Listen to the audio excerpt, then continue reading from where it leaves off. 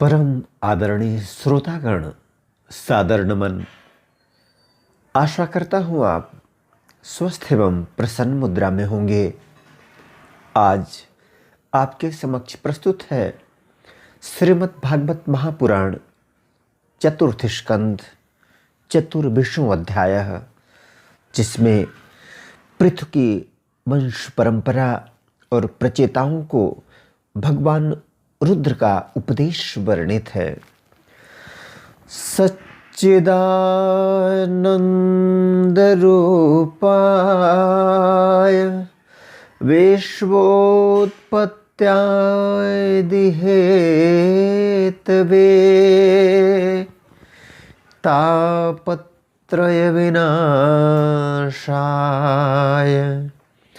श्रीकृष्णाय वयं नमः।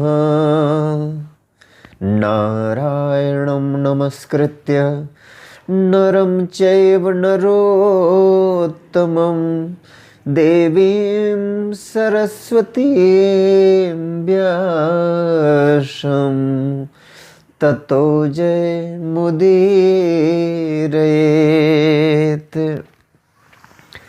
श्री मैत्रेय जी कहते हैं, विदुर जी, महाराज पृथु के बाद उनके पुत्र परम यशस्वी विजिताश्व राजा हुए। उनका अपने छोटे भाइयों पर बड़ा स्नेह था, इसलिए उन्होंने चारों को एक एक दिशा का अधिकार सौंप दिया। राजा विजिताश्व ने हर्यक्षक को पूर्व, धूम्रकेश को दक्षिण, वृक को पश्चिम और द्रविड़ को उत्तर दिशा का राज्य दिया। उन्होंने इंद्र से अंतर्धान होने की शक्ति प्राप्त की थी, इसलिए उन्हें अंतर्धान भी कहते थे। उनकी पत्नी का नाम शिखंडिनी था। उससे उनके 3 सुपुत्र हुए। उनके नाम पावक, पवमान और शुचि थे। पूर्व काल में वशिष्ठ जी का शाप होने से उपर्युक्त नाम के अग्नियों ने ही उनके रूप में जन्म लिया था। आगे चलकर योग मार्ग से ये फिर अग्नि रूप हो गए। अंतर्ध्यान के नभस्वती नाम की पत्नी से एक और पुत्र रत्न हविर्धान प्राप्त हुआ। महाराज अंतर्ध्यान बड़े उदार पुरुष थे। जिस समय इंद्र उनके पिता के अश्वमेध यज्ञ का घोड़ा हर कर ले गए थे, उन्होंने पता लग जाने पर भी उनका वध नहीं किया था। राजा अंतर्ध्यान ने कर लेना, दंड लेना, जुर्माना वसूल करना आदि कर्तव्यों को बहुत कठोर एवं दूसरों के लिए कष्टदायक समझकर एक दीर्घकालीन यज्ञ में दीक्षित होने के बहाने अपना राजकाज छोड़ दिया। यज्ञ कार्य में लगे रहने पर भी उन आत्मज्ञानी राजा ने भक्त भय भंजन पूर्णतम परमात्मा की आराधना करके सुदृढ़ समाधि के द्वारा भगवान के दिव्य लोक को प्राप्त किया। विदुर जी, हविर्धान की पत्नी हविर्धानी ने बहिर्षद, गय, शुक्ल, कृष्ण, सत्य और जितव्रत नाम के 6 पुत्र पैदा किए। कुरुश्रेष्ठ विदुर जी, इनमें हविर्धान के पुत्र महाभाग बहिर्षद यज्ञादि कर्मकांड और योगाभ्यास में कुशल थे। उन्होंने प्रजापति का पद प्राप्त किया। उन्होंने एक स्थान के बाद दूसरे स्थान में लगातार इतने यज्ञ किए कि यह सारी भूमि पूर्व की ओर अग्रभाग करके फैलाए हुए कुशों से पट गई थी। इसी से आगे चलकर वे प्राचीन बर्ही नाम से विख्यात हुए। राजा प्राचीन बर्ही ने ब्रह्मा जी के कहने से समुद्र की कन्या शतद्रुति से विवाह किया था। सर्वांग सुंदरी किशोरी शतद्रुति सुंदर वस्त्राभूषणों से सज धज कर विवाह मंडप में जब भांवर देने के लिए घूमने लगी, तब स्वयं अग्निदेव भी मोहित होकर उसे वैसे ही चाहने लगे जैसे शुकी को चाहा था। नव विवाहिता शतद्रुति ने अपने नूपुरों की झनकार से ही दिशा विदिशाओं के देवता, असुर, गंधर्व, मुनि, सिद्ध, मनुष्य और नाग सभी को वश में कर लिया था। शतद्रुति के गर्भ से प्राचीन बरही के प्रचेता नाम के 10 पुत्र हुए। वे सब बड़े ही धर्मज्ञ तथा एक से नाम और आचरण वाले थे। जब पिता ने उन्हें संतान उत्पन्न करने का आदेश दिया, तब उन सब ने तपस्या करने के लिए समुद्र में प्रवेश किया। वहां 10,000 वर्ष तक तपस्या करते हुए उन्होंने तप का फल देने वाले श्री हरि की आराधना की।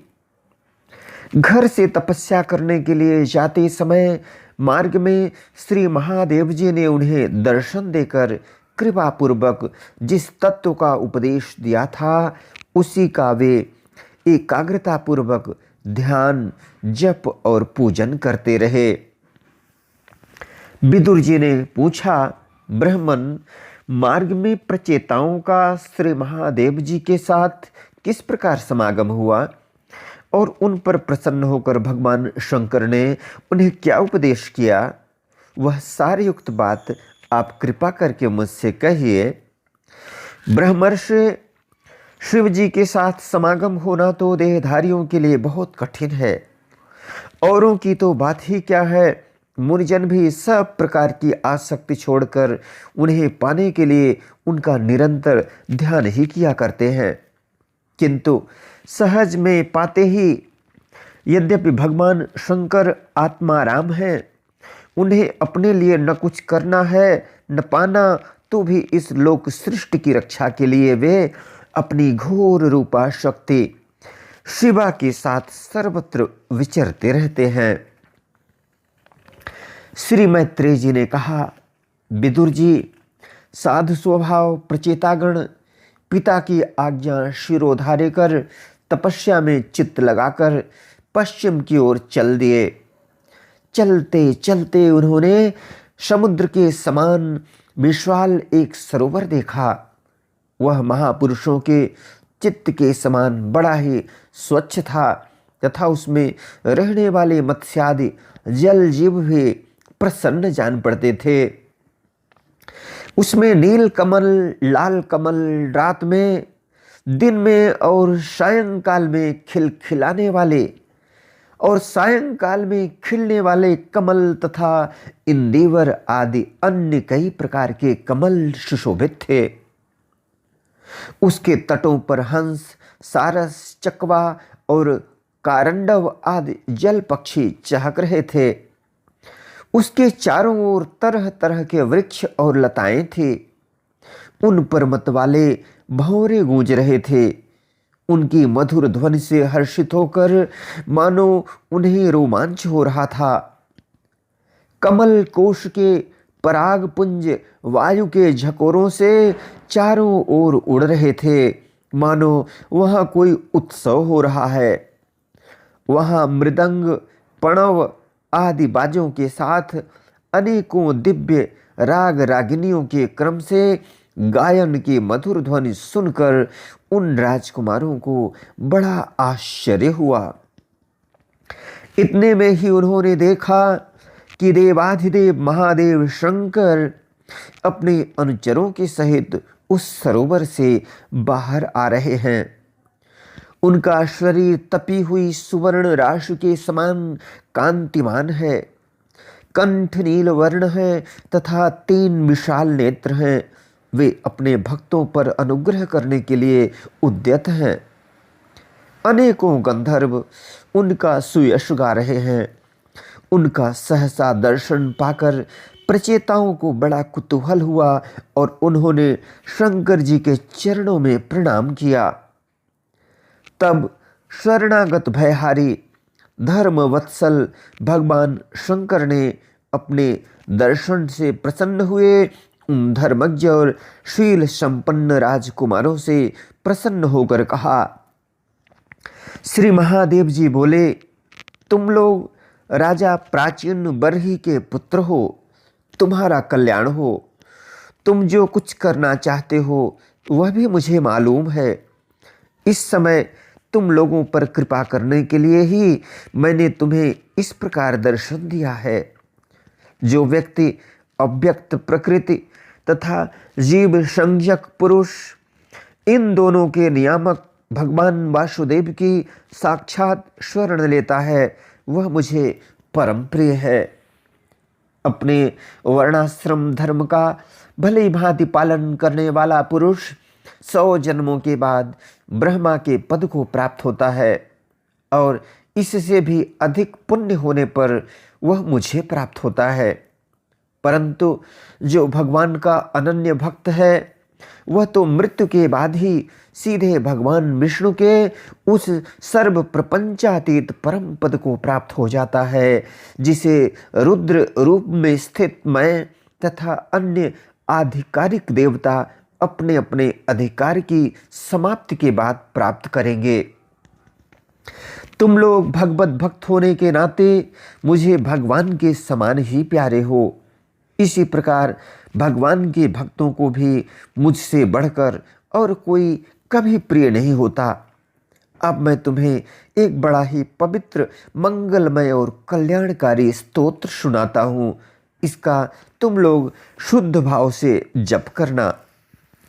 श्री मैत्रेय जी कहते हैं, तब नारायण परायण करुणाद्र हृदय भगवान शिव ने अपने सामने हाथ जोड़े खड़े हुए उन राजपुत्रों को यह स्तोत्र सुनाया। भगवान रुद्र स्तुति करने लगे, भगवान आपका उत्कर्ष उच्च कोटि के आत्मज्ञानियों के कल्याण के लिए, निजानंद लाभ के लिए है। उससे मेरा भी कल्याण हो।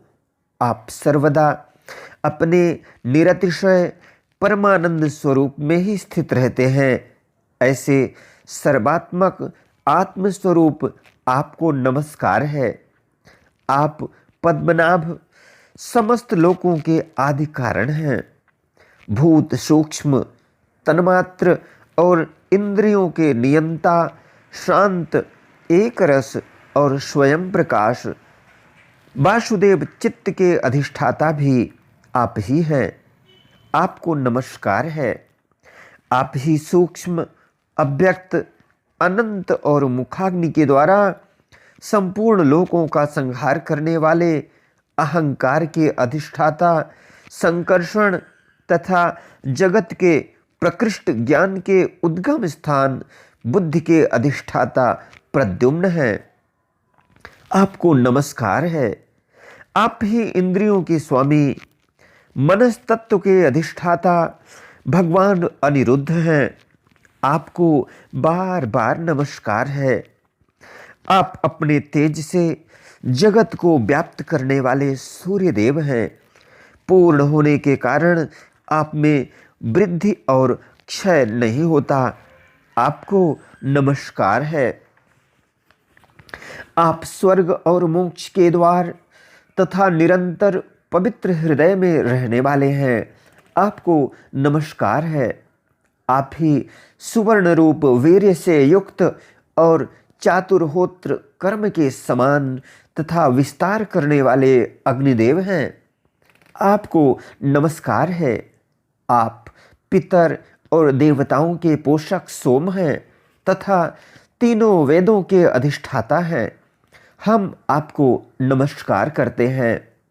आप ही समस्त प्राणियों को तृप्त करने वाले सर्वरस जल रूप हैं। आपको नमस्कार है। आप समस्त प्राणियों के देह, पृथ्वी और विराट स्वरूप हैं तथा त्रिलोकी की रक्षा करने वाले मानसिक, ऐन्द्रियिक और शारीरिक शक्ति स्वरूप वायु प्राण हैं, आपको नमस्कार है।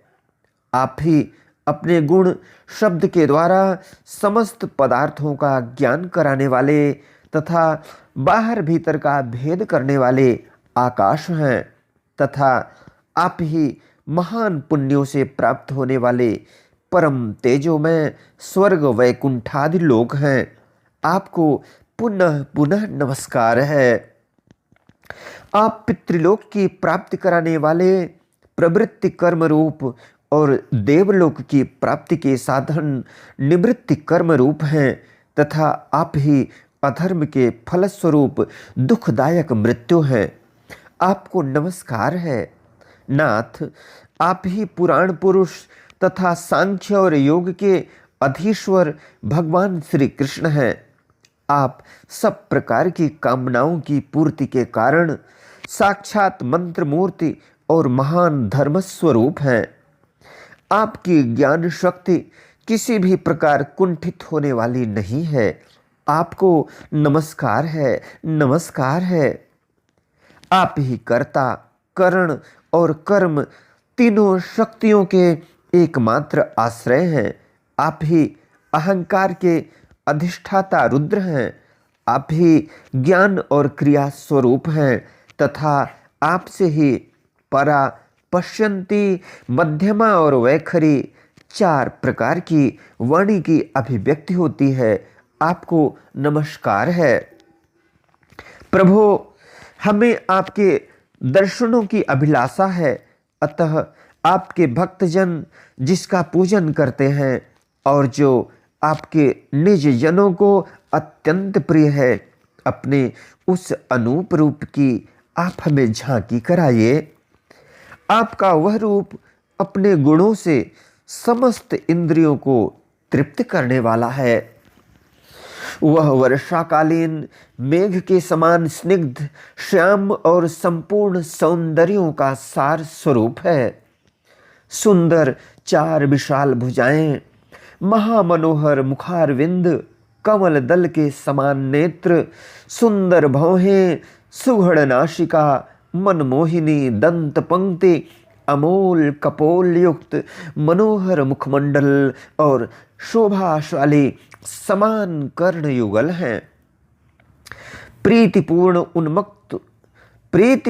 उन्मुक्त हास्य, तिरछी चितवन, काली काली घुघराली अलकें, कमल कुसुम की केसर के समान फहराता हुआ पीतांबर, झिलमिलाते हुए कुंडल, चमचमाते हुए मुकुट, कंकण, हार, नूपुर और मेखला आदि विचित्र आभूषण, तथा शंख, चक्र, गदा, पद्म, वनमाला और कौस्तुभ मणि के कारण उसकी अपूर्व शोभा है। उसके सिंह के समान स्थूल कंधे हैं, जिन पर हार, केयूर एवं कुंडल आदि की कांति झिलमिलाती रहती है, तथा कौस्तुभ मणि की कांति से सुशोभित मनोहर ग्रीवा है। उसका श्यामल वक्षस्थल श्रीवत्स चिन्ह के रूप में लक्ष्मी जी का नित्य निवास होने के कारण कसौटी की शोभा को भी मात करता है। उसकी त्रिबली से सुशोभित पीपल के पत्ते के समान सुडौल उदर श्वास के आने जाने से हिलता हुआ बड़ा ही मनोहर जान पड़ता है। उसमें जो भंवर के समान चक्करदार नाभि है, वह इतनी गहरी है कि उससे उत्पन्न हुआ यह विश्व मानो फिर उसी में लीन होना चाहता है। श्याम वर्ण कटिभाग में पीतांबर और सुवर्ण की मेखला शोभायमान है। समान और सुंदर चरण, पिंडली, जांघ और घुटनों के कारण आपका दिव्य विग्रह बड़ा ही सुघड़ जान पड़ता है। आपके चरण कमलों की शोभा शरद ऋतु के कमल दल की कांति का भी तिरस्कार करती है। उनके नखों से जो प्रकाश निकलता है, वह जीवों के हृदयांधकार को तत्काल नष्ट कर देता है। हमें आप कृपा करके भक्तों के भयहारी एवं आश्रय स्वरूप उसी रूप का दर्शन कराइए। जगत गुरु, हम अज्ञानावृत प्राणियों को अपनी प्राप्ति का मार्ग बतलाने वाले आप ही हमारे गुरु हैं। हम अज्ञानावृत प्राणियों को अपनी प्राप्ति का मार्ग बतलाने वाले आप ही हमारे गुरु हैं। प्रभु, चित्त शुद्ध की अभिलाषा रखने वाले पुरुष को आपके इस रूप का निरंतर ध्यान करना चाहिए। इसकी भक्ति ही स्वधर्म का पालन करने वाले पुरुष को अभय करने वाली है। स्वर्ग का शासन करने वाला इंद्र भी आपको ही पाना चाहता है तथा विशुद्ध आत्मज्ञानियों की गति भी आप ही हैं। इस प्रकार आप सभी देहधारियों के लिए अत्यंत दुर्लभ हैं। केवल भक्तिमान पुरुष ही आपको पा सकते हैं। सत्पुरुषों के लिए भी दुर्लभ अनन्य भक्ति से भगवान को प्रसन्न करके, जिनकी प्रसन्नता किसी अन्य साधना से दुस्साध्य है, ऐसा कौन होगा जो उनके चरण तल के अतिरिक्त और कुछ चाहेगा। जो काल अपने अदम्य उत्साह और पराक्रम से फड़कती हुई जो काल अपने अदम्य उत्साह और पराक्रम से फड़कते हुए भावों के इशारे से सारे संसार का संहार कर डालता है, जो काल अपने अदम्य उत्साह और पराक्रम से फड़कती हुई भावों के इशारे से सारे संसार का संहार कर डालता है, वह भी आपके चरणों के शरण में गए हुए प्राणी पर अपना अधिकार नहीं मानता। ऐसे भगवान के प्रेमी भक्तों का यदि आधे क्षण के लिए भी समागम हो जाए तो उसके सामने मैं स्वर्ग और मोक्ष को कुछ नहीं समझता। फिर मर्त्य लोक के तुच्छ भोगों की तो बात ही क्या है। प्रभु, आपके चरण संपूर्ण पाप राशि को हर लेने वाले हैं। हम तो केवल यही चाहते हैं कि जिन लोगों ने आपकी कीर्ति और तीर्थ गंगा जी में आंतरिक और बाह्य स्नान करके मानसिक और शारीरिक दोनों प्रकार के पापों को धो डाला है तथा जो जीवों के प्रति दया, राग द्वेष रहित चित्त तथा सरलता आदि गुणों से युक्त हैं, उन आपके भक्तजनों का संग हमें सदा प्राप्त होता रहे। यही हम पर आपकी बड़ी कृपा होगी। जिस साधक का चित्त भक्ति योग से अनुग्रहित एवं विशुद्ध होकर न तो बाह्य विषयों में भटकता है और न अज्ञान गुहारूप प्रकृति में ही लीन होता है, वह अनायास ही आपके स्वरूप का दर्शन पा जाता है, जिसमें यह सारा जगत दिखाई देता है और जो स्वयं संपूर्ण जगत में भास रहा है, वह आकाश के समान विस्तृत और परम प्रकाशमय ब्रह्म तत्व आप ही हैं। भगवान, आपकी माया अनेक प्रकार के रूप धारण करती है। इसी के द्वारा आप इस प्रकार जगत की रचना, पालन और संहार करते हैं जैसे यह कोई सद्वस्तु हो। इसी के द्वारा आप इस प्रकार जगत की रचना, पालन और संहार करते हैं जैसे यह कोई सद्वस्तु हो, किंतु इससे आप में किसी प्रकार का विकार नहीं आता। माया के कारण दूसरे लोगों में ही भेद बुद्धि उत्पन्न होती है। आप परमात्मा पर वह अपना प्रभाव डालने में असमर्थ होती है। आप परम आत्मा पर वह अपना प्रभाव डालने में असमर्थ होती है। आपको तो हम परम स्वतंत्र ही समझते हैं। आपका स्वरूप पंचभूत, इंद्रिय और अंतःकरण के प्रेरक रूप से उपलक्षित होता है। जो कर्मयोगी पुरुष सिद्धि प्राप्त करने के लिए तरह तरह के कर्मों द्वारा आपके इस सगुण साकार स्वरूप का श्रद्धापूर्वक भली भांति पूजन करते हैं, वे ही वेद और शास्त्रों के सच्चे मर्मज्ञ हैं।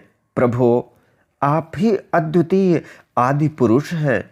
सृष्टि के पूर्व आपकी माया शक्ति सोई रहती है, फिर उसी के द्वारा सत्व, रज और तम रूप गुणों का भेद होता है। इसके बाद उन्हीं गुणों से महत्त्व, अहंकार, आकाश, वायु, अग्नि, जल, पृथ्वी, देवता, ऋषि और समस्त प्राणियों से युक्त इस जगत की उत्पत्ति होती है। फिर आप अपनी ही माया शक्ति से रचे हुए इन जरायुज, अंडज, स्वेदज और उद्भिज भेद से 4 प्रकार के शरीरों में अंश रूप से प्रवेश कर जाते हैं। और जिस प्रकार मधुमक्खियां अपने ही उत्पन्न किए हुए मधु का आस्वादन करती हैं, उसी प्रकार वह आपका अंश उन शरीरों में रहकर इंद्रियों के द्वारा इन तुच्छ विषयों को भोगता है। आपके उस अंश को ही पुरुष या जीव कहते हैं। प्रभो, आपका तत्व ज्ञान प्रत्यक्ष से नहीं, अनुमान से होता है। प्रलय काल उपस्थित होने पर कालस्वरूप आप ही अपने प्रचंड एवं असह्य वेग से पृथ्वी आदि भूतों को अन्य भूतों से विचलित कराकर समस्त लोकों का संहार कर देते हैं। जैसे वायु अपने असहनीय एवं प्रचंड झोंकों से मेघों के द्वारा ही मेघों को तितर बितर करके नष्ट कर डालती है। भगवान, यह मोहग्रस्त जीव प्रमादवश हर समय इसी चिंता में रहता है कि अमुक कार्य करना है। इसका लोभ बढ़ गया है और इसे विषयों की ही लालसा बनी रहती है, किंतु आप सदा ही सजग रहते हैं। भूख से जीभ लपलपाता हुआ सर्प जैसे चूहे को चट कर जाता है, उसी प्रकार आप अपने काल स्वरूप से उसे सहसा लील जाते हैं। आपकी अवहेलना करने के कारण अपनी आयु को व्यर्थ मानने वाला ऐसा कौन विद्वान होगा जो आपके चरण कमलों को विसारेगा। इसकी पूजा तो काल की आशंका से ही हमारे पिता ब्रह्मा जी और स्वयंभुव आदि 14 मनुओं ने भी बिना कोई विचार किए केवल श्रद्धा से ही की थी। ब्रह्मन, इस प्रकार सारा जगत रुद्र रूप काल के भय से व्याकुल है। अतः परमात्मन, इस तत्व को जानने वाले हम लोगों के तो इस समय आप ही सर्वथा भय शून्य आश्रय हैं। राजकुमारों, तुम लोग विशुद्ध भाव से स्वधर्म का आचरण करते हुए भगवान में चित्त लगाकर मेरे कहे हुए इस स्तोत्र का जप करते रहो। भगवान तुम्हारा मंगल करेंगे। तुम लोग अपने अंतःकरण में स्थित उन सर्वभूतांतर्यामी परमात्मा श्री हरि का ही बार बार स्तवन और चिंतन करते हुए पूजन करो। मैंने तुम्हें यह योगादेश नाम का स्तोत्र सुनाया है। तुम लोग इसे मन से धारण कर मुनि व्रत का आचरण करते हुए इसका एकाग्रता से आदरपूर्वक अभ्यास करो। यह स्तोत्र पूर्व काल में जगत विस्तार के इच्छुक प्रजापतियों के पति भगवान ब्रह्मा जी ने प्रजा उत्पन्न करने की इच्छा वाले हम भृगु आदि अपने पुत्रों को सुनाया था। जब हम प्रजापतियों को प्रजा का विस्तार करने की आज्ञा हुई, तब इसी के द्वारा हमने अपना अज्ञान निवृत्त करके अनेक प्रकार की प्रजा उत्पन्न की थी। अब भी जो भगवत परायण पुरुष इसका एकाग्र चित्त से नित्य प्रति जप करेगा, उसका शीघ्र ही कल्याण हो जाएगा। इस लोक में सब प्रकार के कल्याण साधनों में मोक्षदायक ज्ञान ही सबसे श्रेष्ठ है। ज्ञान नौका पर चढ़ा हुआ पुरुष अनायास ही इस दुस्तर संसार सागर को पार कर लेता है। यद्यपि भगवान की आराधना बहुत कठिन है, किंतु मेरे कहे हुए इस स्तोत्र का जो श्रद्धा पूर्वक पाठ करेगा, वह सुगमता से ही उनकी प्रसन्नता प्राप्त कर लेगा। भगवान ही संपूर्ण कल्याण साधनों के एकमात्र प्यारे प्राप्तव्य हैं। अतः मेरे गाए हुए इस स्तोत्र के गान से उन्हें प्रसन्न करके वह स्थिर